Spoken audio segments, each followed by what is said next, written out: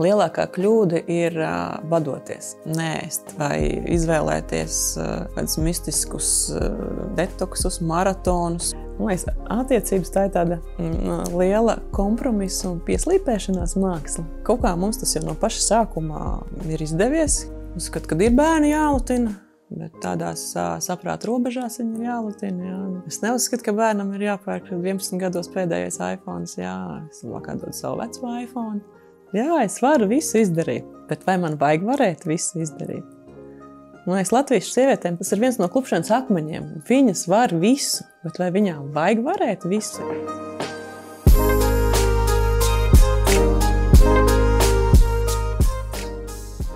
Esiet sveicināti, jūs skatāties raidījumu Māmiņu sarunas ar Gundu Grozi. Un šodien pie manis ciemos ir fitnesa trenere un veselīga dzīvesveida vēstnese Zanda Zariņa Rešetina. Un arī mamma, protams, 2 meitu. Čau. Prieks tevi redzēt. Un man tev tas pirmais jautājums ir par to, kā tev ir izdevies jau 20 gadus būt topā. Jo tu joprojām esi absolūti viena no novērtētākajām fitnesa treneriem Latvijā, bet nemainīgi visus šos 20 gadus. Paldies par atzinīgajiem vārdiem. Jā, bet kur ir noslēpums? Es par to neesmu aizdomājusies. Tāpatās es arī, tur varbūt man pašapziņa nav varbūt tik augsta, es sev tā nevērtēju. Tur, jā, varbūt es esmu, es nezinu, es esmu pat atpazīstam, bet es nekad neesmu, teiksim, tā kā apzināti tiekusies pēc tādas atpazīstamības vai lai es būtu pieprasīta. Es vienkārši daru darbu, ko es ļoti mīlu, kas man ļoti patīk, kas ir mans aicinājums, un daru to ar vislabāko, vistīrāko sirdsapziņu. Pa šiem gadiem es sapratu, ka man misija kaut kādā ziņā ir palīdzēt cilvēkiem uzlabot to viņu veselību, un jā, Tas laikam ir tas noslēpums, kāpēc tas tā ir, jo tā apzināti tiekties pēc tā, apzināti tiekusies pēc tā es neesmu. Respektīvi tādi mārketinga triki, tu to neesi darījusi apzināti. Jo treneri jau ir daudz. Treneri daudz, un viņi kļūst vēl vairāk. Un, jā. Es velku uz to, vai tev ir arī nācies kaut kā sevi aicināt izkāpt no komforta zonas, kaut vai tas pats satura veidošanas tavs Instagramā, jā, domāt receptes un jaunu veidu, kā uzrunāt auditoriju. Apzināti nē. Kas attiec uz tādu Instagram un tādu sociālajiem tīkliem, es sev nespiešu to darīt. Tas arī man tā kā organiski, jā, dabīgi notiek. Ja man ir noskaņojums, man ik pa laikam uznāk tādi, ka es saku, eksperimentālie recepšu periodi, kad es varu ar visu kaut ko eksperimentēt un taisīt un mēģināt un tad rodas arī šis saturs, bet ir periodi, kad man absolūti negribas neko eksperimentēt, kad mums mājās ir diezgan vienveidīgas maltītes un rotē kādi 3-4 ēdienu pa apli, un kamēr tie apnīk. Varbūt mazliet vairāk man ir jāpiespiežās, mani kā individuālo treneru vai treneru, kas strādā privāti ar klientiem, man īsti nekāda reklamēšana nav vajadzīga. Tas kuras varbūt vairāk man ir jāpareklamē sevi, vairāk tas ir mans produkts, mans projekts, mana mājaslapa, ko es izveidoju tieši pēc Covid, višķiņ pa vēlu, bet arī šī te iemesla dēļ, kad tīri fiziskais klātienē cilvēkus nevar paņemt, jo laiks ir tik, cik viņš ir, un tad šī te online versija, online treniņi un uztura ieteikumi, receptes, jā, tas viss ir šajā manā platformā, tad šeit, jā, te man ir mazliet vairāk jāpiedomā par to, un arī, bet tas man arī tā kampaņa veidīja, ka man uznāk, tad es to daru, savukārt, ka man nav noskaņojums to darīt, tad es to nedaru.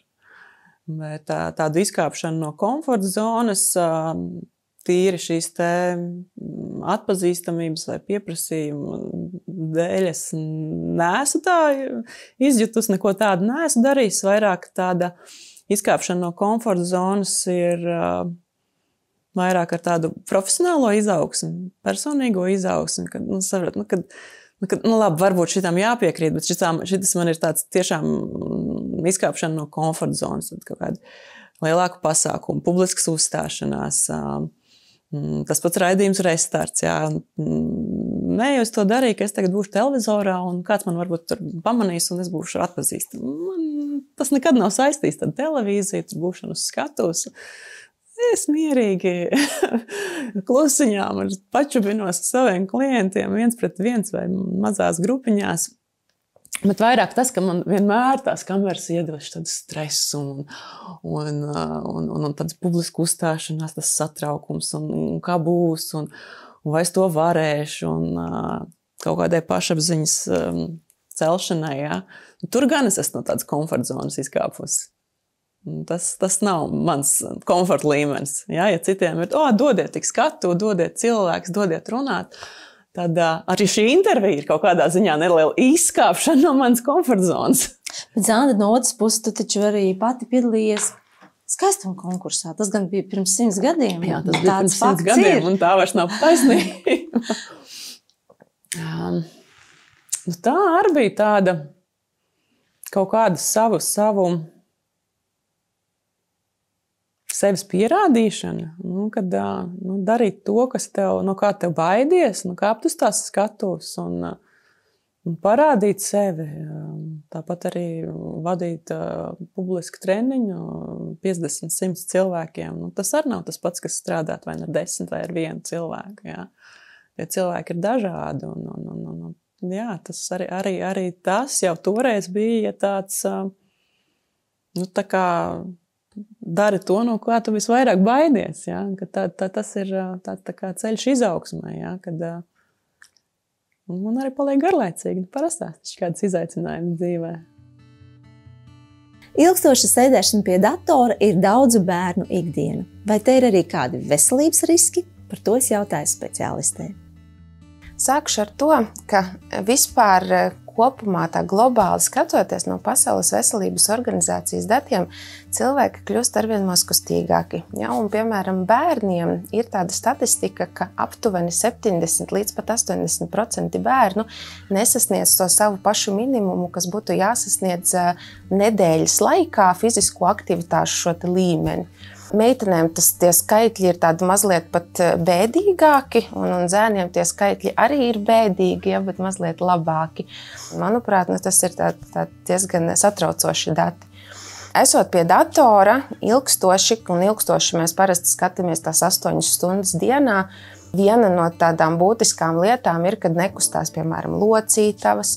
Bērna vecumā šīm locītavu kustībām ir būtiska nozīme, tāpēc, ka bērniņam vēl aug gan locītavas, gan attīstās kaulu muskuļu sistēma. Līdz ar to, ja viņš apsēžās, piemēram, skolā sēž jau kaut kādas tās savas 8 stundas, tad aiziet mājās vēl pasēž arī tur vairākas stundas, tad jau mēs varam sasniegt to kritisko 11 stundu līmeni, kas skaitās ļoti augsta riska pavadītās stundas pie datora, kas var ļoti būtiski ietekmēt stāju. Ja, tad viena lieta ir stājas problēmas, kas var attīstīties. Piemēram, mugurkaula deformācijas, tādas dzirdētas lietas droši vien bērnu vecumā ir skolioza.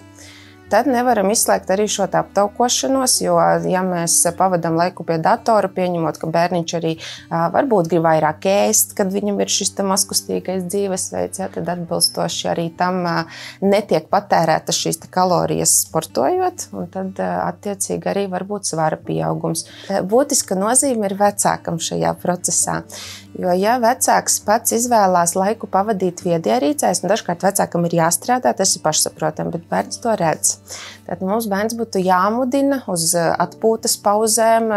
Tā var būt paēšanas pauze, tā var būt izkustēšanās pauze, izstiepšanās pauze. Bet ja mēs bērnam īpaši maziņam vienkārši pateiksim, nokāp tagad no tā krēsliņa un izstaipies, diez vai viņš to darīs. Tātad vecākam būtu jārāda piemērs. Piemēram, ka viņš tagad ar bērnu kopā vai izstiepsies, vai izies ārā uz brītiņu, vai vienkārši kopā kaut kāda maza aktivitāte pa vidu tam sēdēšanas pauzēm.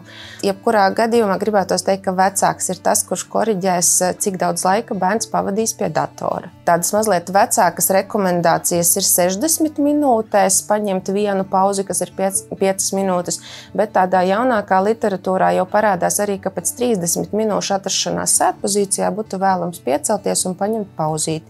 Stāvgals arī ļoti laba lieta, un, piemēram, ja ir jāmācās un nav iespējams paņemt tik pa pusstundai to pauzīti, tad, piemēram, pacelt šo te stāvgaldu. Bet tas ir saprotams, ka ne visiem ir iespējams to stāvgaldu iegādāt. Tad jādomā ir opcijas, kad mēs ar to bērnu kaut vai kopā pakustamies vai vismaz mudinam viņu pakustēties pa vidam.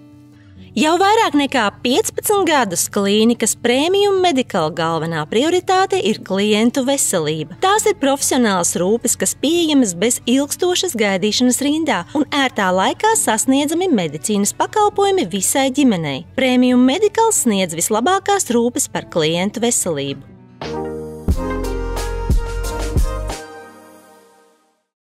Jā, un mēs šeit Lindenholma kvartālā šajā brīnišķīgajā dzīvoklī vienmēr ļaujamies tādām atklātām sarunām. Un es saprotu, ka treneris sev arī savā ziņā ir kā psihologs. Pie tevis nāk cilvēki ar visādām sejām, un tu jau droši vien atpazīsti. Un šodien tā diena tev tāda grūtāka, un tad viņš varbūt arī padalās vai viņa. Un kā tu redzi, kā iet Latvijas sievietēm? Tu droši vien to redzi no pavisam citām aizkulisēm. Katram mums ir savas problēmas, un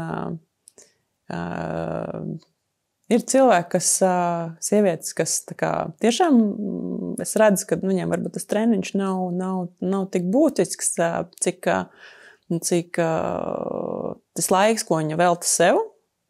Ļoti bieži arī jaunās māmiņas, kas man nāk trenēties, viņām ir svarīgi pabūt to stundiņu vienai ārpus mājas. Un, kā es saku, no tā visi ir pēc tam ieguvēji, gan bebītes, gan varbūt lielākie māsas brāļi, gan vīrs, kad šī tā jaunā māmiņa ir veltījusi tiešām šo stundiņu sev, gan parunājoties ar mani, gan viņu pakustoties. Un, protams, ir arī tādi cilvēki, kas slēpjas aiz maskām, viņi runā vienu, bet es jau jūtu, ka tur stāv apakšā kaut kas cits. Tāpēc jau es tev sarunas sākumā minēju, ka treneru darbs nemaz nav tik viegls, cik varbūt šie tā jaunie speciālisti domā, aizies izmācīsies par treneru un tik strādās. Nē, tur ir ļoti jājūt arī cilvēki. Arī šī slodzes izvēle ir jāsaprot. Tas nav vienkārši izdomāt treniņu, un jebkas noteikti dos tieši to treniņu. Citreiz ceļš strādāt ar sievietēm, jaunajām mamām, viņi atnāk un pasaka, ka nav gulējusi vai slikti jūtās. Tu nevari dot to treniņu, ja tu esi izdomājis tādu smagāku treniņu, tev ir jāpielāgojas šai situācijai un ko ne visi prot. Nesaprot kontekstu, ka tu vēl esi ļoti jauns. Tā kā tas viss arī nāk ar pieredzi. Protams, kā es trenēju un strādāju pirms 20 gadiem, tad tagad es to daru pavisam savādāk. Vai ir tomēr tās nianses un tā pieredze, kurām es vairāk pievēršu uzmanību. Man kāds kardiologs teica, ka tieši līdz ar pieredzi viņš ir kļuvis empātiskāks pret cilvēkiem. Vai arī tā varētu teikt? Jā, noteikti. Tad, kad tu esi spēļauj jauns, kas ir ok, kad bieži vien tu pats trenējies, un tad tev liekas, ka arī vispārējie var izdarīt tieši to pašu, ko tu. Un Un tev liekas, kā nē, davai, močīt, taču vari, bet nē, tomēr ir jāieklausās tai cilvēkā, jo man liekas, es esmu tāda, kad es ļoti cenšos ieklausīties cilvēkā un pārsvarā šīs tie sievietes un atbilstoši te viņas dienas noskaņai, dienas garstāvoklim, pielāgot šo te treniņu. Un ko es saku arī dāmām, es saku, jums jājūt pašām savs ķermenis, jums jāmāk atšķirt, kad ir vienkārši slinkums, netrenēties, vai kad tiešām ķermenis dod šo te signālu, ka vajag atpūsties. Un arī man ir jājūt, vai ka viņas vienkārši ir atnākuši pačīkstēt, vai viņām tiešām šodien ir jāiedod mierīgāks treniņš. Un tā kā, arī tā empātija ir nāk līdz ar to, ka es nevaru būt tāda dusmīga, stingrā, prasīgā trenera pret visiem. Kaut gan pa mani klīst tāds baumas, ka no manis baidās, ka es esmu ļoti stingra un prasīga trenera. Man pašai tā neliekas. Bet tāds baumas, klīst? Jā, tāds baumas esmu dzirdējusi. Jā, bija šis TV projekts Restarts. Man tev gribas jautāt, kāda ir tavi novērojumi par cilvēkiem, kuri patiešām ir gatavi pārmaiņām? Kādiem ir jābūt priekšnosacījumiem? Bieži vien cilvēki šīm te pārmaiņām ir nobrieduši tad, kad saskaras kādām veselības problēmām un kad vairs nekādu atrunu nav, kad ir tiešām jārīkojas. Teiksim, ja tas vairāk ir pa manu sfēru, kas ir fiziskās aktivitātes un liekais svars, tad bieži vien jau tas vairs nav tikai par šo te vizuālo izskatu, ka mums ir liekiem kilogrami, bet šī te jau liekās svara ir izveidojušās virkne veselības problēmu. Dēļ kā vajadzētu pievērsties gan šīm te fiziskajām aktivitātēm, gan sakārtot savu ēdienkarti. Jo tā klasika ir tāda, ka man nav laika, ir mūžīgās atrunas, man tur tas, man tur bērni, bet atrunas vienmēr būs. Arī man ir atrunas. Es arī katru dienu varu atrast kādu atrunu, lai nepatrenētos, vai neaizietu pastaigā, vai apēst kādu bulciņu. Man arī garšo. Es sēdu, bet es sēdu arī normāli. Tā kā, diemžēl tas novērojums ir tāds, ka jau vairs trakāk nav kur un ir kaut kas lietas labā jādara.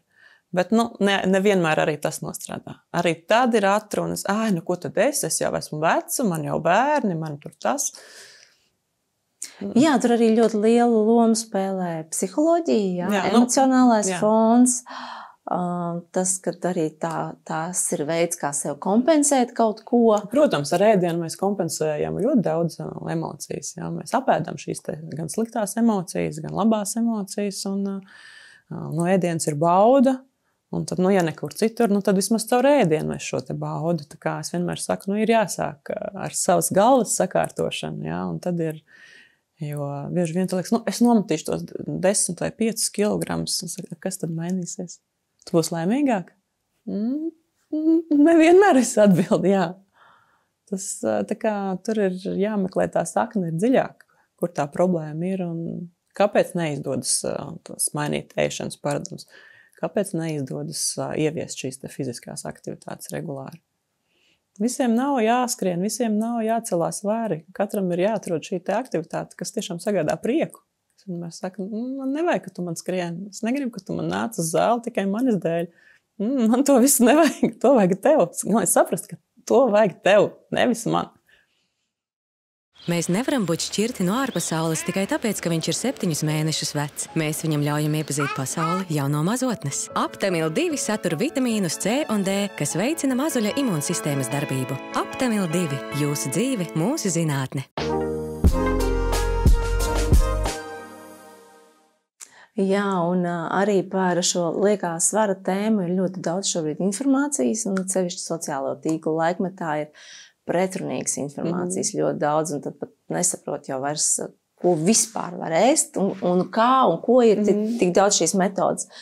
Un man gribas tev lūgt, lai tu pasaki tiem cilvēkiem, kas mūs tagad skatās, un īpaši sievietēm, un varbūt arī jaunajām māmiņām, kā sev vispār izvirzīt kaut kādu pirmo soli, ar ko sākt, ja ir tas mērķis zaudēt svaru? Pirmkārt, ēst. Lielākā kļūda ir badoties. Neēst vai izvēlēties kādus mistiskus 1200 kaloriju detoksus, maratonus. Un, jā, jums nokritīs svars pirmajā nedēļā, 2. Bet ilgstoši tāpatās tam būs šis te jojo efekts, jā, kad neviens cilvēks, mēs nevaram pastāvēt uz šīm te 1200 kalorijām, jo ja mūsu pamatvielmaiņi ir jau lielāki. Un šīs te pēc tam sūdzības, ka man ir lēna vielmaiņa, bet, protams, jūs to vielmaiņu esat sačakarējuši. Ja, ar šīm te zemo kaloriju diētām. Mans ieteikums ir ēst sabalansēti, ēst regulāri un noteikti nevajag izslēgt kādas produktu grupas, kā ik pa laikam ir kaut kādi bez cukura challenge, bez glutēna challenge. Ja nav nekādu veselības problēmu, lai to izslēgtu, tad noteikti, ka nevajag izslēgt, es uzskatu, bet ierobežot. Jā, cukuru mēs ēdam stipri pa daudz, bet tā, ka pilnīgi no viņa atteikties, es nevienam neiesaku, jo tas novedīs pie pretēja. Jā, ja tiešām, ja kārojās tā šokolāde vai kāds našķis, tad tomēr atstāt viņu tā ikdienas uzturā, bet izvērtēt visu pārējo ēdienkarti. Tas, ko mans novērojums arī cilvēks atnāk pie manis, es lieku rakstīt kā uztur dienas grāmatu, lai saprastu, kur tad ir. Jo bieži vien ir tā, es ēdu pareizi, man viss ir tā kā, viss ir labi, bet svars nekrītās. Un tad es saku, pierakst nedēļu, ko tu ēdu, parādīsim un sapratīsim, kur ir tie klupšanas sākumeņi. Un tad tā, kad jau kādā 3., 4. dienā cilvēks jau man raksta, es laikam saprotu, man likās, ka es apēdu 1 konfekti, bet es apēdu 5 konfekts pa dienu. Un tad tur ir tāda bilde, jā, kā mēs ēdam veselīgi, bet bieži vien arī tie uzskati par ēst veselīgi arī atšķirās, jā, kad es liekas, ka rieksti ir veselīgi, bet atkal, cik daudz mēs tos riekstus apēdam, jā. Es iebraucu Gemosā, nopirku 0,5 kilogramu riekstu paku, man mašīnā stāv. Tā, vai gribējās ēst puskapēd. Cik kaloriju ir 100 gramos riekstu? 600 gramu. Puspaka, 250 gramu. Cik kalorijas apēd? Viss ir dienas norma gandrīz. Ja? Tā kā... Bet atbildot uz tavu jautājumu, ar ko sākt? Sākt ar veselīgu, sabalansētu uzturu. Nepažēlot šos 50-60 eiro pakonsultēties ar uzturspeciālistu, ar treneru zinošu un darīt to pareizi. Ja, protams, Instagramā, Facebookā visur var atrast arī labu un kvalitīvu informāciju, bet ir arī ļoti, ļoti daudz tādas apšaubāmas informācijas un cilvēki jau meklē to ātrāko risinājumu. Un jā, ātrais risinājums ir ierobežot uzturu, samazinot ļoti krasi kalorijas. Bet es un tā mans uzskats, mana filozofija ir par ilgtermiņu. Jā, par to, lai šis te svars ietu varbūt lēnāk nost, bet viņš tev turēsies ilgtermiņā. Tu, pusgada, gada laikā varbūt atbrīvosies tikai no tiem 10 kilogramiem, nevis 2 nedēļu. Bet tu dzīvosi bez tiem 10 kilogramiem visu turpmāko dzīvi, nevis lēkās augšā lejā. Un kā ir ar taviem klientiem? Viņi atnāk un paliek, vai viņi atnāk, aiziet, atkal atgriežas? Un kas ir visilgākais tavs klients? Vai ir visādi? Man tagad ir jādomā, jārēķina, bet galvenokārt man ir cilvēki, kas ilgtermiņā pie manis trenējās gadiem.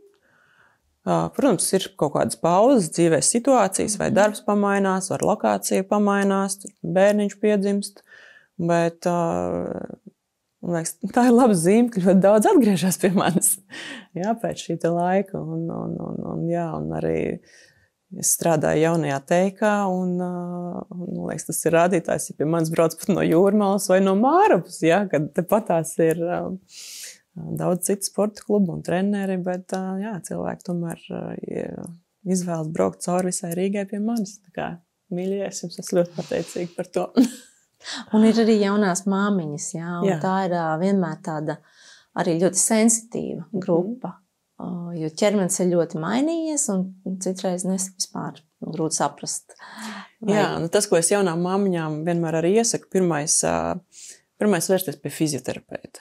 Jā, es zinu daudz ko un teoriju, bet šī te prakse, jā, un man tā acis nav tik uztrenēta, lai es pamanītu kādas nianses, kas ir ļoti būtiskas, tāpēc es nekautrējos atzīt, ka es varbūt kaut ko nezinu, vai kas varbūt nav īsti mana stiprā puse, un es atbalstu to, kad es kā treneris vai kā arī mani kolēģi, ka mēs savā starpā sadarbojamies, jā, kad katram mums ir kāda stiprā puse, un attiecībā uz jaunām māmiņām ir ļoti svarīgi šis te pirmais posms pēc dzemdībām, kad atsāk šīs fiziskās aktivitātes, ir ļoti svarīgi sakārtot šo dziļo muskultūru, iegurņu muskultūru nostiprināt un pēc tam jau veikt jau atgriezties pie tādiem aktīvākiem vingrinājumiem. Tā kā jaunajām māmiņām mans pirmais ieteikums ir vērsties pie fizioterapeita. Jā, un pēc tam var griezties pie manis.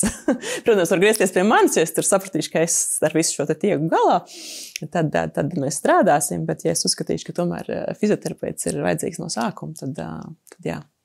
Un tev kā māmiņai, jau varētu teikt pieaugušu meitu, viena jau pilnīgi noteikti, tūlīt būs arī 18, jā. Kā tu atceries to savu jaunās māmiņas laiku? Relīziņa bija ļoti grūti. Viņa bija ļoti alerģiska. Viņa negulēja. Mēs negulējām, man liekas, 3 vai 4 gadus.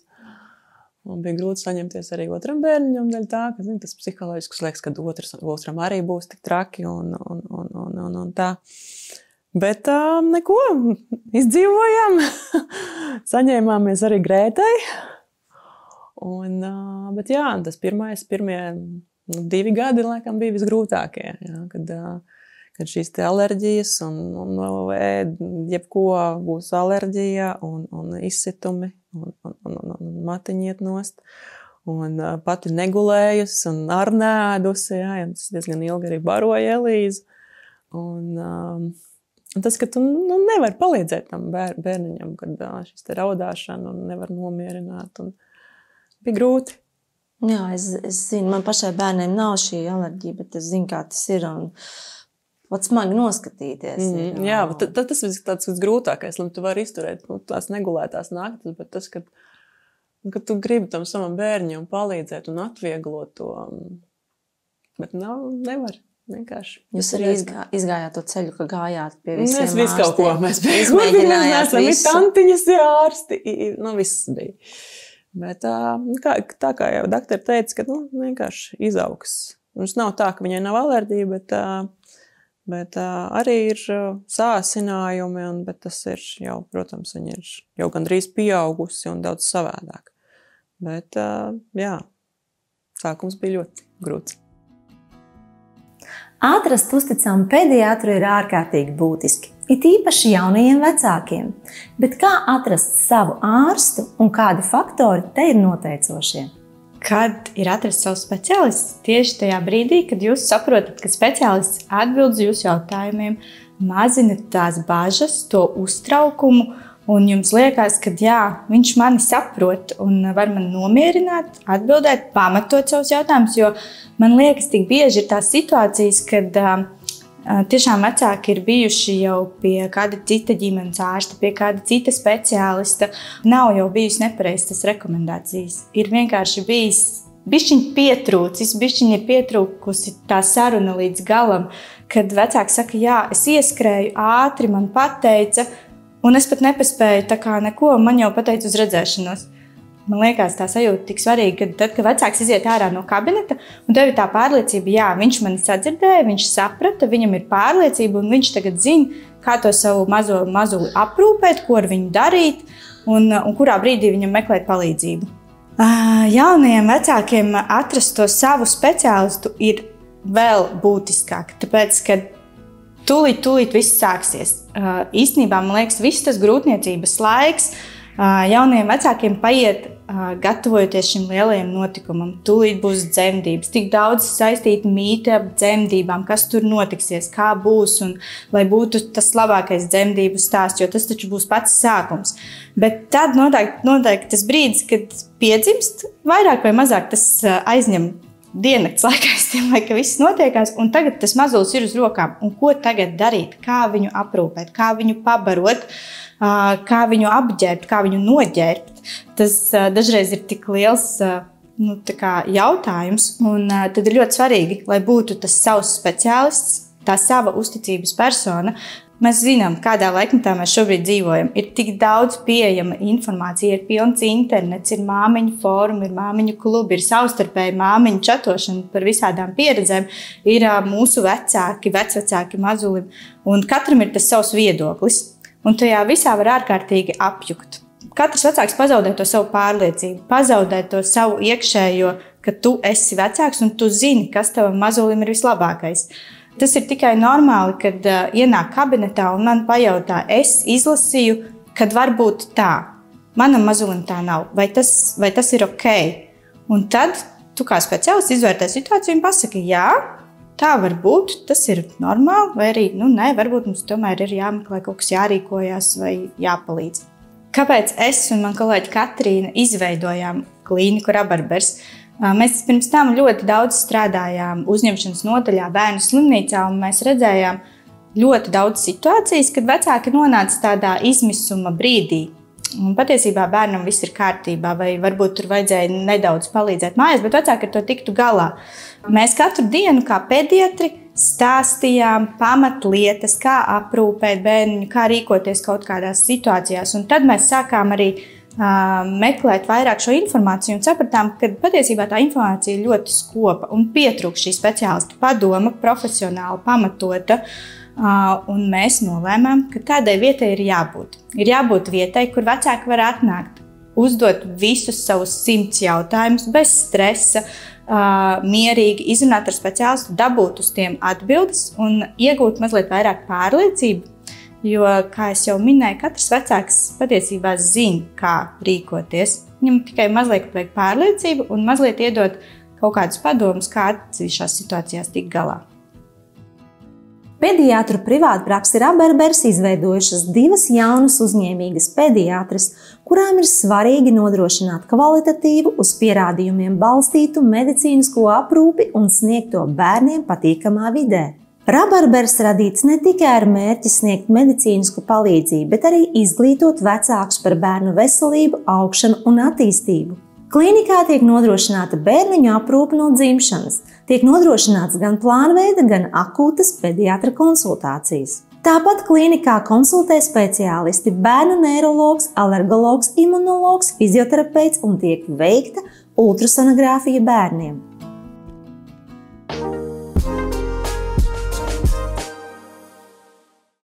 Un kas ar tevi notika tajā laikā? Tu biji sevi pašu uzlikusi uz pauzes? Vai kaut kā es biju šausmīgi izskārnējusi. Es tagad kaut kāds bildes vēl ar Elīzi skatījāmies. Ak, Dievs! Es Elīzai vēl nebija pusgads, kad negulējusi. Bet tas jau ātri aizmirstās. Tagad man tā prasa, es vairs īsti neatceros. Bija grūti. Ir interesanti atcerēties. Bija grūti, nebija viegli. Vistrakāk jau tā negulēšana. Arī tagad es apzinos, ka man ļoti svarīgs ir miegs. Es varu būt nepēdus, es varu būt nepatrenējusies, bet man ir vajadzīgs šīs vismaz 7 stundas miega. Ideāli 8, kas ir ļoti reti brīvdienās tikai. Un tas ir tas, pie kā es strādāju. Aiziet 10 gulēt. Nesanāk. Jā, bet toreiz arī nebija tādas informācijas, man liekas, tik daudz, kā atbalstošas jaunajām māmiņām. Tev nebija tā, ka tāda vientulības sajūta. Tanī laikā bija Cāles LV grupas un, attiecīgi arī ārsti, cik viņi atbalstīja. Bet nebija, jā. Bet tev tā kā bija tāda mazliet jau izolēta dzīve, jo tu pirms tam bija ļoti sabiedriska. Pēkšņi Es nezinu, vai izolēt. Mēs jau ar Inters arī diezgan iesaistījās, un mums pat bija maiņas. Vienu nakti viņš, vienu nakti es, vai tad, kad viņam bija pasākumi, tad vairāk es, un tad atkal, kad viņam bija brīvāks, tad viņš, un kaut kā mēs pabiem tikām galā. Nu, jā, es pieļauju, ja būtu tā, ka tas viss būtu tikai uz maniem pleciem, tad noteikti būtu stipri grūtāk bijis. Bet jums vienmēr bija tā partnerība, kad... Jā. Par to es varu pateikties savam vīram, ka viņš vienmēr ir iesaistījies. Cik viņš ir bijis brīvs no darbiem, jo bija arī tāda perioda, kad viņš diezgan maz bija mājās, un tad, protams, tā sadzīve visu uz mani, bet tieši tie pirmie 2 gadi, kad Elīziņa bija maziņa, tad es atceros, mēs diezgan visu dalījām. Un kā man pat bija laiks aiziet pie friziera, pie manikīra, man bija uz pāris stundiņām varēja izskriet. Jā, Traki nebija, ka es biju viena pati mājās 4 sienās. Nu, par to bieži sievietes saka, sevišķi, kuras ir komunikablas un kurām apkārt cilvēki. Nu, tas ir tāds sarežģīts laiks, kad tu pēkšņi ar pirmo bērnu nonāc mājās, un ja vēl ir tā slimošana, tad īpaši tā. Ja vēl ir draudzenes, kurām nav bērni, kuras to nesaprot. Jā. Es jau tev minēju par kādu pasākumu, kur izdevās pavērot tavu vīru, tā pavisam neierastā, varētu teikt, gaisotnē, redzēt viņa atraktivitāti un, protams, ir novērojams kā liela personība, kā tu, kā 2 personībām kopā veidot to partnerību. Man liekas, ka viņš ir lielāka personība. Kurš to var izmērīt? Viņš ir lielāka personība. Nu, labi. Bet nē, kāds bija jautājums? Kā 2 personībām sāķēties tā, lai veidot to partnerību ikdienā? Jo tur jau ir ļoti daudz jāmenedžē tie jautājumi saistībā ar bērniem, ikdienu un sadzīvi. Jā, man liekas, attiecības tā ir tāda liela kompromisa un pieslīpēšanās māksla. Un kaut kā mums tas jau no paša sākumā ir izdevies, kaut vai es jau minēju, kad mēs abi bijām klātesoši šajā te bērna pirmajos 2 gados audzināšanā, un es respektēju viņa darba grafiku, viņa darba specifiku, jā, bija šīs te vēlās izrādes, un savukārt rīta dienas pirmās puses varbūt bija brīvākas, un tāpat arī tagad viņš ir Rudīts zemessargs, ar ko ļoti lepojās, un arī šo te viņa izvēles atbalstu. Un tāpatās, kā arī viņš atbalsta visas manas idejas par maratoniem un vēl nezinu ko. Un tāpēc, lai šī te māka atrast šo te kompromisu, pielāgoties, protams, bišķiņ jāpaliek arī kaut kur egoistiem, jāpadomā arī par sevi, jā, bez tā arī nevar. Bet mēs jau visi kaut kur esam mazliet egoisti. Bet es teiktu, runāt, meklēt kompromisus, un tad ir iespējams sadzīvot arī 2 lielām personībām. Bet tajos lielajos lēmumos, kas arī skar savas personīgās izvēles, jūs konsultējaties, tu, piemēram, Interam palīdz pieņemt lēmumus tur par mākslas nozari vai tur par teātra izvēlēm, kad viņam tomēr ir reizēm tādi grūti lēmumi, aiziet, palikt, pieņemt izaicinājumus, vai viņš pats? Nē, protams, viņš ar mani, mēs runājamies, un arī par aiziešanu no teātra. Viņš jau sen gribēja iet prom no teātra. Un es viņu kaut kā 2-3 gadus atrunāju vēl no šī soļa. Bet pienāca laiks, kad viņam tas bija jādara, ka viņš to tiešām bija izlēmis, kad un es to atbalstīju, jo ja tas viņam liek justies labāk, ja viņš tur redz savu izaugsmi, tad arī par saviem projektiem viņš vienmēr arī izrunā ar mani par viņam šiem te piedāvājumiem, kas ir vai filmēšanas, vai izrādes, vai raidījumi. Un prasa arī man padomu, viņam piekrist vai nepiekrist, vai kā man liekas. Tāpat arī seriāls, viņš pagājušajā vasarā filmēja seriālu. Un Es visas sērijas blakus skatīju, viņš to tā, noskaties, kā tev šitas liekas te. Tā, šito neskaties, tur vēl krāsos tā, kā tev liekas. Es gan sev neuzskatu, ka baigo mākslas eksperts, viņam vienmēr saka, es jau skatītājs parastais. No manis tu baigo analīzi nesagaidīs, ka es vairāk tā patīk vai nepatīk, bet kaut ko pa šiem gadiem viņš man ir iemācījis arī. Jā, un jums kā ģimenei patīk ceļot, jūs plānojat uz Ameriku doties? Jā, mums šogad ir plānā lielākais ģimenes, ilgākais ceļojums. Projekts īstenībā. Jā, tāds savu veidu projekts, jā. Un Interam jau šī ir īpaša vieta, sapnis par Ameriku, viņam bija šis te seriāls, raidījums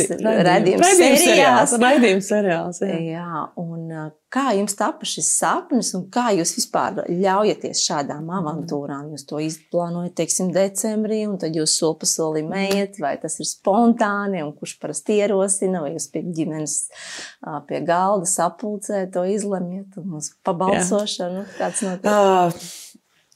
Šis vairāk ir meiteņu sapnis, kuru mēs jau diezgan sen viņām šo te Amerikas braucienu esam solījuši, bet šogad ir viss kārtas kauliņi sakrituši tā, kad mēs diezgan laicīgi abi izsvītrojām savos darba grafikos jūniju un nopirkām biļetes turp un atpakaļ, un tad jau vairs atpakaļ ceļa nebija. Jo, kā es minēju, jau Elīzai toņi 18 gadi, un iespējams pēc gada pusotra Viņa jau būs prom pati savā dzīvē. Tad šī mums bija tāda vēl iespēja visiem kopā aizbraukt tādā tiešām ilgā un sen gaidītā ceļojumā.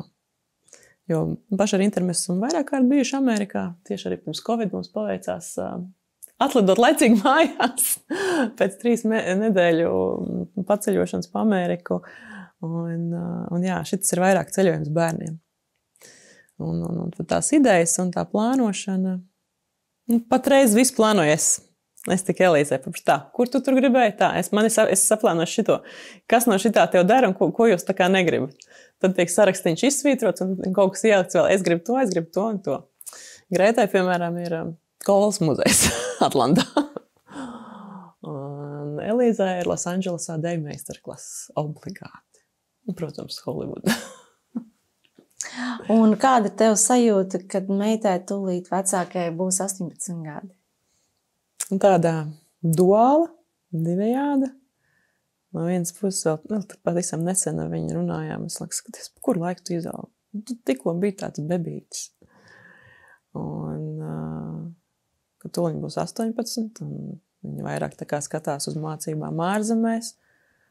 Un es sevi cenšos, es nezinu, kā man tas izdosies, bet reiz, man liekas, ka varbūt man tas izdosies, bet sevi radināt pie tās domas, kad iespējams pēc gada, pusotra, viņa nebūs Latvijā, ka viņa studēs ārzemēs, un kad tas būs kaut kādā ziņā tāds jauns posms dzīvē. Kā tas būs, es nezinu. Man liekas, kad Interam būs vēl grūtāk palaist neiet projām. Un tā, viņš tā uz depresiju pat vēl.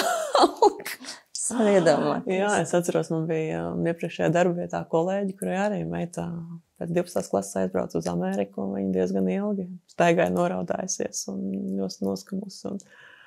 Tāpēc es, ņemot vērā šo viņas pieredzi, cenšos sev kaut kā jau radināt pie šīs te domas. Varbūt viņa neaizbrauks nekur, bet es labāk es rēķinos ar to, kad viņa būs 3 stundu lidojumā, nekā kad, viņa taču nekur neaizbrauks un beigās sanāks. Raudāšu katru vakaru savā pilnā. Viena no labākajām dāvanām, ko mēs pašas sev varam uzdāvināt, ir regulāra savu dzimumzīmju pārbauda. Un kādēļ tas ir tik būtiski, to es noskaidroju pie ādas speciālistes. Dzimumzīmes un ādas veidojums ir būtiski pārbaudīt tādēļ, ka veidojumi dzīves laikā mainās. Mūsu ādu un organismu un šūnas ietekmē dažādi faktori, iekšējās vides faktori, ģenētika, un arī ārējās vides faktori. Ja mēs runājam par ādu un veidojumiem, tad galvenais ārējās vides faktors ir saule ultrauktais starojums, un šie bojājumi un izmaiņas uzkrājas ādā, un var rasties dažādas izmaiņas un veidojumi. Un šie veidojumi var būt kā labdabīgi, tāpat arī ļaundabīgi. Mūsu mērķis ir atklāt veidojumu, kas ir ļaundabīgs, kamēr tas vēl ir ļoti maz izmēra, un kamēr to ar neapbruņotu aci vēl nemaz nevar atpazīt kā ļaundabīgu. Tātad veidojumi būtu jāpārbauda reizi gadā. Reizi gadā jāvēršās pie dermatologa, kad šos veidojumus pārbauda ar dermatoskopu, īpaši ierīci, kas satur polarizēto un nepolarizēto gaismu un ļauj mums ielūkoties dziļāk ādā, kā tad šīs šūnas ir izvietotas veidojumā. Vai tur ir haotisks šūnas tomēr, vai atipiski izvietotas, vai labdabīgs veidojums. Tas ļauj mums noteikt veidojumu dabu un kontrolēt šīs izmaiņas, jo, kā jau es minēju, veidojumi dzīves laikā mainās. Tas ir normāli, bet mūsu uzdevums ir sekot līdz šīm izmaiņām, lai tās būtu atbilstošas vecumam un normas robežām. Tātad dermatologa konsultācija reizīt gadā pārbaudīt šos veidojumus visus, sākot no augšas līdz pat pēdām, jo uz pēdām arī mēdz rasties veidojumi, izmeklēt ar dermatoskopu. Tad jau tālāk dermatologs nozīmē šīs rekomendācijas, vai tiekamies pēc gada, vai tiekamies tuvākajā laikā pēc dažiem mēnešiem, vai būtu papildus izmeklējumi vēl jāveic. Tātad pie mums klīnikā ir pieejams jaunākās paaudzes diagnostikas iekārta, kas ir fotofinders, kas ļauj atklāt aizdomīgus veidojumus un melanomu agrīni. Šī iekārta mums ļauj veidojumus norot divos veidos. Pirmkārtām jau noteikti šis total body mapping, visas ķermeņa virsmas fotografēšana.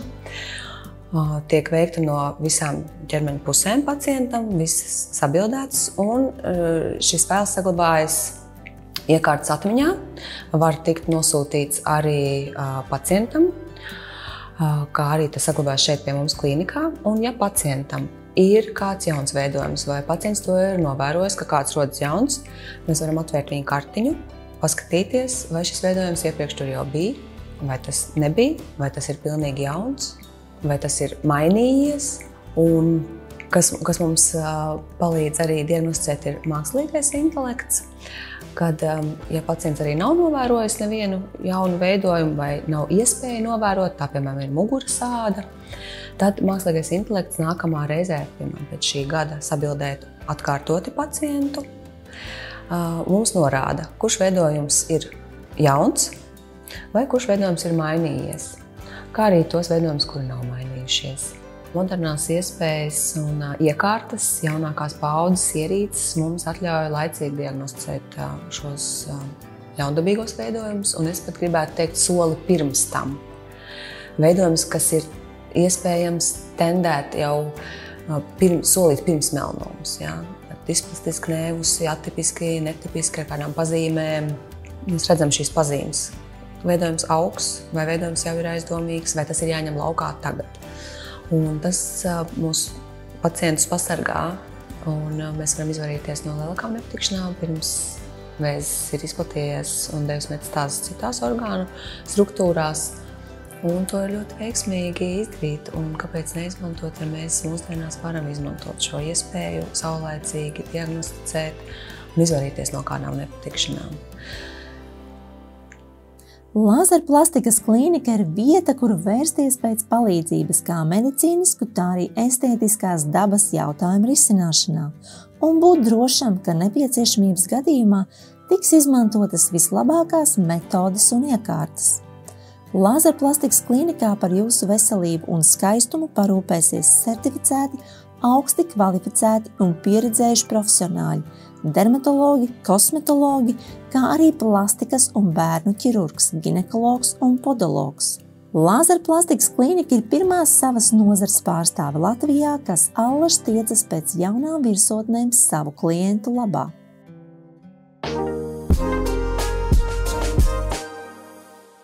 Cik stingri jūs esat vecāki? Ja šo jautājumu tu uzdotu Elīzai, viņa tev noteikti atbildētu, ka mēs esam ļoti stingri vecāki. Man gan pašai gan neliekas tā. Man liekas, ka mēs dodam diezgan lielu brīvību savām meitām, bet uzliekam arī savu veidu robežas. Jo tad, kad man Elīze pārmet, ka mēs esam pārāk stingri, es viņai mēģināju izskaidrot, ka es neuzskatu, ka mēs esam stingri. Mums vienkārši rūp, kur viņas ir, ko viņas dara, cikos viņas ir mājās. Jā, ka tā nav stingrība aiz kaut kādām mūsu iegribām, bet tas ir tiešām, ka mēs satraucamies. Un es gribu zināt. Un tomēr, kā Indra saka, tev vēl nav 18, tu dzīvo zem mana jumta. Tev ir jābūt mājās tikos, cikos es pasaku. Un tā. Jā, viņai liekas, ka mēs esam stingri. Mums ir kaut kādi noteikumi, kuri jāievēro. Kaut vai par ballītēm un ierašanos mājās un nakšņošanu citur un ballēšanos. Tad jā, tad mēs, ja skatās tā, tad mēs esam stingri. Ir jau dažādas taktikas. Ir, kas saka, es uzticos savam bērnam. Ir, kas vienkārši dubultā pārbaudē un visādi. Man bērni vēl mazi, bet es domāju, ka tas ir ļoti satraucoši, kas apkārt notiek. Un, protams, gribas viņus pasargāt. Un tu par to droši vien, es domāju, jau daudzus gadus. Kā var pasargāt savu bērnu? Tu esi runājis ļoti daudz, ko stāstījusi vai centusies būt draugs, atbalsts. Kāda ir bijusi tava pieeja? Visādi ir bijis. Protams, pirmais ir runāt par visu, kas var notikt.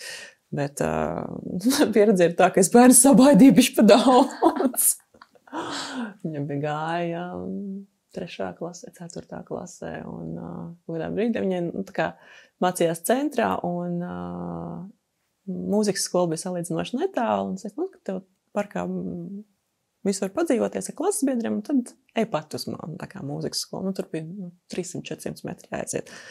Un es, bet nedrīkst nevienam svešiniekam iet līdzi, ja tev kāds tur zvana, vai pats saka, ka tev mamma ir pazvanījusi, un teikusi, kad ir jābrauc ar viņu, un tu aizvadīs, piemēram, neklaus, es tev vienmēr un tā pateikšu, jā, ja tev kāds cits būs pakaļ. Un viņa bija tik ļoti to ņēmusi pie sirds, un tā ļoti klausījusi, ka viņa saka, man likās, ka man tur kāds skrien pakaļ, man nāk pakaļ, un tad es novijos, un tad es skrēju uz to mūzikas skolu. Bet, jā, protams, tas viss ir jāizrunā un jāizstāst, kā tas ir arī patreiz, kad viņai ir šie 17 un būs 18 un ir aktuāls visas ballītes par visiem dzērieniem un tādām ballītēm un svešiniekiem. Un kaut kā viņa saka, mammu, es taču to visu zinu. Izrādās viņam arī policija nāk uz skolu un viņš to stāsta. Tā kā jā, pirmais ir runāt, otrais, protams, kas vēl, manuprāt, līdzi ir šāda kaut kāda dalīšanās savā pieredzē. Tev pašai bija, kad tev bija 18. Kāda bija tava vecāka un kas tev palīdzēja vai kas taviem vecākiem palīdzēja. Tur jau var mums tam katram tā savu pieredzi savādāk. Man vecāki īpaši, tā kā man bija jābūt konkrētā laikā mājās, bet vai man tur tā kā baigi pārbaudīt un doju uzpūt man, vai tu esi smēķējis vai ko, tā nebija. Tas arī tā kā cenšos, es saku, es uzticos, bet, es ceru, ka tu man uzticēšanos tā kā neizmantos ļaunprātīgi. Jo, protams, mēs esam piedzīvojuši visas saltiņas un šampīšus un sidriņus, bet es esmu sapratusi, ka šī sodu sistēma nestrādā, ka tev ir jārunā tikai, kas var notikt, kāpēc tas nav labi, un sodīšana ir pēdējais, kas strādā. Tā tikai iedzīs kaut kādas nevēlēšanos tā kā dalīties ar sevi, jā, un izrunāt kaut kādas lietas un bailes, un drīzāk bailes, jā, kad nakal man tur pieķers vai kā. Jā, tagad es saku, ballītē bija, cik izdzēra.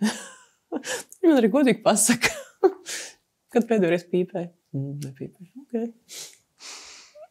Un kā jūs lutinat meitas, vai tā lutināšana ir arī tāda, ko vēlas, jo ir arī par šo dažādas taktikas, ka negrib izlutināt bērns, jo pēc tam viņiem būs grūti dzīvē pašiem tiekties un sasniegt, nezinu, kaut vai iet darbā pelnīt algu, bet citi atkal saka, nevar izlutināt par daudz, jo tā ir arī mīlestība.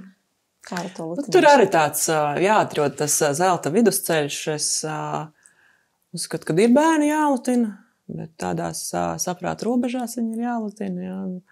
Es neuzskatu, ka bērnam ir jāpērk 11 gados pēdējais iPhone. Jā, es labāk dodu savu veco iPhone. Elīs pat ir pirkus man veco iPhone. Jo viņi gribēja telefonu jaunu, jo iepriekšējo sašķaidīja vairākas reizes. Un tas bija tāds pamācošs īstenībā, kad par to telefonu rūpējās. Paši sakrāto naudiņu, ko viņi nopirka. Un tam telefonam ilgi nebija stikliņš saplēsts. Un tas, kas bija nopirkts, tāpat viņi bija dabūjusi. Un tad jā, pret to izturējās viegliprātīgāk. Un, protams, arī šīs kaut kādas mantas, tur apģērbs, jā, bet mums vienmēr tāda noruna. Jā, 1-2 lietas katrai, un kaut ko vairāk tad paši sakrāja un nopērk arī šim te Amerikas braucienam. Mēs esam uzdāvinājušas konkrēti naudas summiņu, ko viņas pašas varēs tērēt pēc savām iegribām. Un attiecīgi vispārējo, un tad Elīze ļoti cītīgi tagad krāja, jo viņa jau zina, ka viņai ar to būs pamāzes.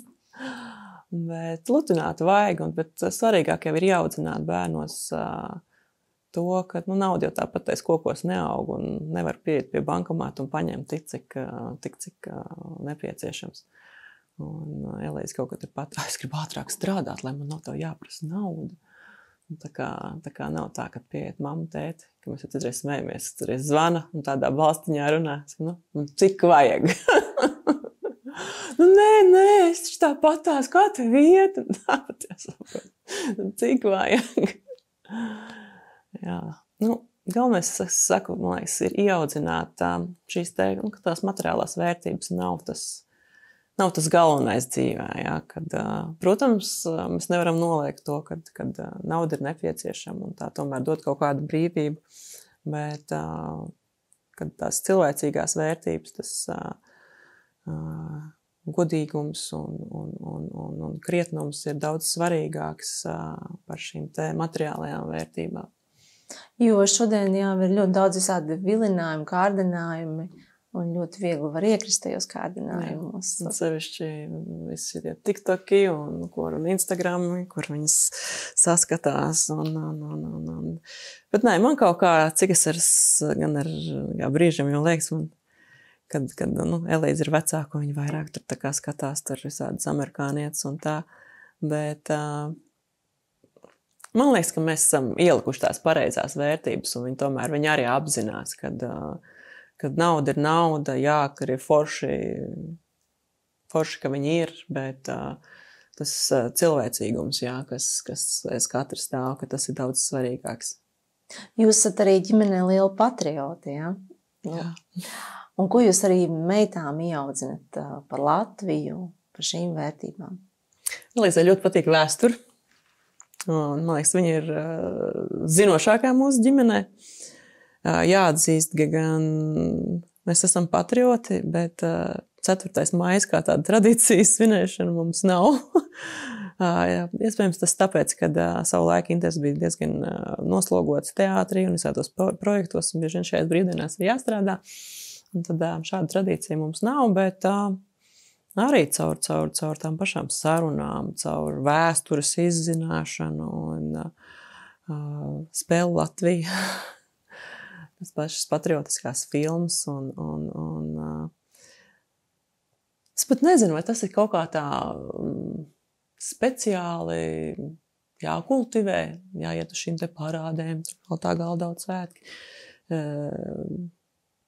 Tas vairāk, man liekas, ir no šīm tētas zemesardzē. Viņam ir svarīgas šīs te vērtības un Latvija kā tāda un vēstures zināšana. Tas ir daudz svarīgāks par svētkiem pie galda. Kādēļ ir tik svarīgi saglabāt nabas saiti pēc dzemdībām? Par to es aprunāšos ar 2 bērnu mammu, Zani Rēvaldi, kur savulaik ir pieņēmusi šādu lēmumu. Es domāju, ka tas ir līdzīgi kā apdrošināšanas polise. Kāpēc mēs iegādājamies veselības apdrošināšanas polisi, kāpēc mēs par viņu maksājam? Protams, neiem ar domu, ka mēs saslimsim, bet ar domu, ka mēs nesaslimsim, un tas ir tāds kā drošības spilvens. Un, es viņu gluži tā arī saredzēju, ka tas ir drošības spilvens, cerot uz labāko, bet esot gatavam arī sliktākajiem. Īstenībā tos 12 gadus atpakaļ tas varbūt savā ziņā bija vēl tāds leciens nezināmajā, bet ar skatu uz nākotni, tā kā glabāt viņas citā valstī vēl pie tam, un nezinot, kā viņas varētu praktiski pielietot, jo tās pieredzes, nezinu, jāsaka paldies Dievam par laimi, varbūt, ka nebija tik liels Latvijā, kur viņas praktiski izmanto, bet tagad jau mēs varam redzēt konkrētus gadījumus ar konkrētiem bērniem, ar konkrētām iedzimtām patoloģijām vai iegūtām patoloģijām, kur cilvēkiem ir izglābtas dzīves. Un toreiz, kad es veicu šo ieguldījumu, tas patiesībā bija vienkārši ar tādu skatu nākotnē. Un tā ir, kad mēs reizēm riskējam, mēs kaut kur investējam, nezinot, teiksim, skatoties nākotnē, prognozējot, ka tā varētu būt laba investīcija. Un ir daudzas lietas, kur mēs arī medicīnā, sekojot līdz tehnoloģijām, savā ziņā šobrīd vienkārši investējam, riskējam kaut kādā ziņā ar naudas resursu, bet laika gaitā mums tas dod atpakaļ ar uzviju. Ja?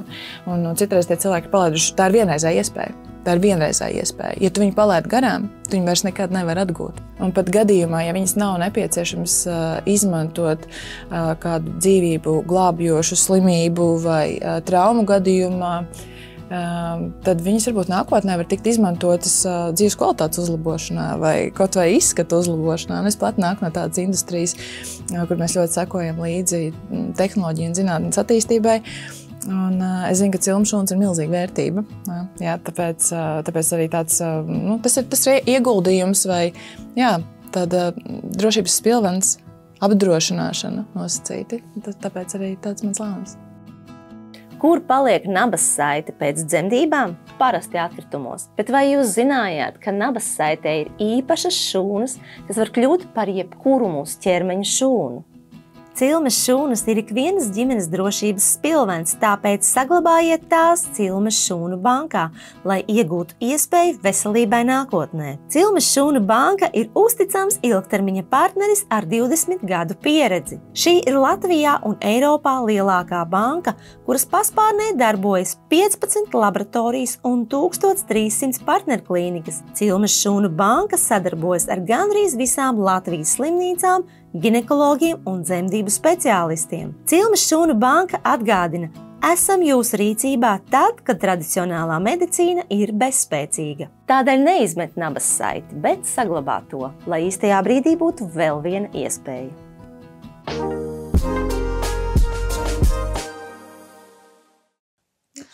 Es domāju, arī tādā kontekstā, Ukrainas kontekstā, vai esat pārunājuši ģimenē par to, cik tas ir arī nozīmīgi Latvijai, vai meitas tomēr ar meitām par to nerunājat? Kā tas ir? Negluži. Protams, kad tas viss sākās, visiem bija šis lielais satraukums, arī bērniem bija satraukums. Un arī patreiz, kad ir šīs dažādās spekulācijas, kad arī mēs patiesībā esam apdraudēti, tad cik intereses ir zemesardzē, un viņš jau meitām bija jau pašā sākumā pateicis, ja arī šeit kaut kas tam līdzīgs notiks, tad mums būs jābrauc prom un viņš paliks. Mēs ar Elīzi gan esam tādas lielākas optimistas. Mēs sakam, nē, viss būs labi. Bet Grētiņa gan tā kā pārdzīvo, kā tētis paliks un sāksies karš un tā. Bet, mēs esam šo te pārunājuši un kaut kur, pirms laika intereses bija ļoti noskaņots, ka Elīzai nevajadzētu braukt mācīties uz ārzemēm, tad šī te visa ietekmē, viņš ir bišķi savus nomas mainījis, kad varbūt labāk ir, ka viņi jau ir kaut kur projām tajā tuvākā nākotnē. Un, protams, es tik un tā esmu optimistiski noskaņot, kad ar mums viss būs labi. Tu esi tas optimists. Jā, viņš ir vairāk varbūt tāds mēs to visu savā starpā nobalansējam. Ja? Bet citreiz viņš arī ar saviem stāstiem un atstāstiem, kas īsti notiek pasaulē, jo viņš tā visā ir dziļāk. Man nav laika tajā iedziļināties. Es iespējams pat negribu tajā iedziļināties, jo viņš ir tajā visā un man to visu atstāst, kad es paprasu. Pajautā, kā iet, vai ne? Jā, kas tur notiek, cik viss nopietni. Nav labi, jā. Bet ir viss labi, viss ir labi. Jā. Un gribēju tev arī jautāt par tām tradīcijām jūsu ģimenē. Kāds jums ir, piemēram, par sociālo tīklu lietošanu? Vai, kas ir kā tādas disciplīnas, iekšējās kārtības noteikumi? Ir tā, ka Greitai ir screen times. Viņa to respektē. Elīzai, es jau nezinu, kuras klases, bet viņa vienmēr apgāja kaut kā. Es vēl nezinu, es vēl līdz šim nezinu, kā viņa visus tos manas screen times un visus tos blokus, ko es viņai tur biju uzlikusi, ir noņēmusi. Un viņš ir liels cilvēks, un es tur vairs neko nevaru ietekmēt. Mums ir, protams, gulētiešanas laiki, kuri šad tad tiek ievēroti, šad tad netiek ievēroti. Mēs, protams, cenšamies vismaz reizi nedēļā visu kopā pavakariņot, jo katru vakaru tas nav iespējams. Vienam nodarbības beidzas ātrāk, kādam vēlāk, kādam vēl ir darbs vakarā. Un, tās darba dienas ir diezgan tādas noslogotas, kā es pieļauju visiem. Un tad mēs cenšamies vēl joprojām ieviest, jo tā stabili neesam vēl ieviesuši. Sapratām, ka mums vajag vienreiz mēnesī tāda ģimenes diena. Mums nav nekā cita, ka mums ir tikai un vienīgi no rīta līdz vakaram, mums ir viss laiks saplānots 4, 5 mums ir arī suns. Kādas vēl mums tradīcijas? Jau bišķi tā tradīcija sāk tā sašķobīties, bet ka meitenes vēl bija mazākas. Arī pagājuši, kad mēs braucam. Mēs katru vasaru braucam uz Pāvilos, vismaz uz nedēļu. Mums tur atvaļinājuma nedēļa. Šogad mums būs Amerikas brauciens, un tāpēc arī izpaliks Pāvilos. Bet Elīze arī liela. Un viņa jau pagājuši, ka ko es tur darīšu? Tad mums vēl ģimenes tradīcija māmiņu dienā. Viņa man dāvina bildi. Kopš Elīzes nepilna gada, no pirmās manas māmiņu dienas oficiālās. Man katru gadu māmiņu dienā ir bildi, kur Inters ir ar meitām. No sākuma ar Elīzu, un tad man jau būs 17. bildi. Brīnišķīga tradīcija. Tāda. Kaut gan vienu gadu šī tradīcija tika mainīta, kad es neesmu vienā bildē. Un mums tieši māmiņu dienā bija fotosesija, kas bija tik turēta noslēpumā no manis. Man teica, vai braucam. Tad mums bija fotosesija, un tad man ir arī māmiņu dienas bilde ar meitām. Kā jums ir ģimenē ar gatavošanu? Kurš ir tas gatavotājs? Protams, ka es. Un tev patīk, un vienmēr arī tu centies ievērot, lai tas būtu veselīgais uzturs? Vai ir dažādi? Ir dažādi. Es neizlikšos. Mēs ēdam arī frī kartupeļus, un man bērni ēd arī McDonald's. Ja? Tas nav bieži. Es skatu, ka no tā mums stāv arī saldumtrauks uz galda, un viņš reti, kad ir tā, ka tukšs. Man liekas, tad, kad mēs kaut ko aizliedzam, arī mums pieaugušiem, ja mēs kaut ko sev aizliedzam, tad mēs tiecamies pēc tā. Un, protams, galvenokārt, ko es arī visiem stāstu, ka 80% ir sabalansēts uzturs, tas ir veselīgi, un tie 20% var palikt šim te našķim vai kaut kam netik veselīgam, jo nav jau tā, ka ir pilnīgi neveselīgs tas ēdiens. Ja? Tu vienreiz apēdīsi to McDonald's pusgadu, tev nekas traks nenotiks. Ja? Es nebiju sen ēdus, es apēdu, man bija tik slikti, un es atceros šo te sajūtu, un tad man vairs otrais negribās. Tad es saku, nākamreiz atceries to sajūtu riebīgi, un tad tu vairs tā kā negribēsi. Tāpat arī par tām pozitīvajām emocijām vienmēr. Es saku, atceries to, tu negribēji nākt uz treniņu. Atceries nākamreiz to feeling foršo, kas tev bija pēc tā treniņa, uz kur tu tomēr atnāci. Un tas tev būs kā motivācija, lai nākamā reizē, kad ir negribas, ja, tad tu tomēr atnāks uz to treniņu. Tāpat ir ar tiem nevisai labajiem ēdieniem. Ja jūs pēc tam jūtaties slikti, atceraties to sajūtu, cik nebija labi, vai cik nebija varbūt nākamā diena laba. Un diez vai jūs nākamreiz to ēdīsiet. Mēs nevaram būt šķirti no ārpasaules tikai tāpēc, ka viņš ir 7 mēnešus vecs. Mēs viņam ļaujam iepazīt pasauli jau no mazotnes. Aptamil 2 satur vitamīnus C un D, kas veicina mazuļa imūnsistēmas darbību. Aptamil 2 – jūsu dzīve, mūsu zinātne.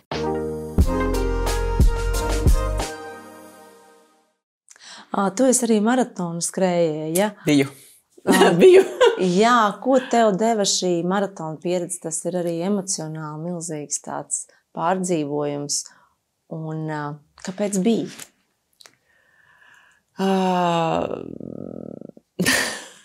Bija tāpēc, kad tad ir bišķiņa veselības sarežģījumi.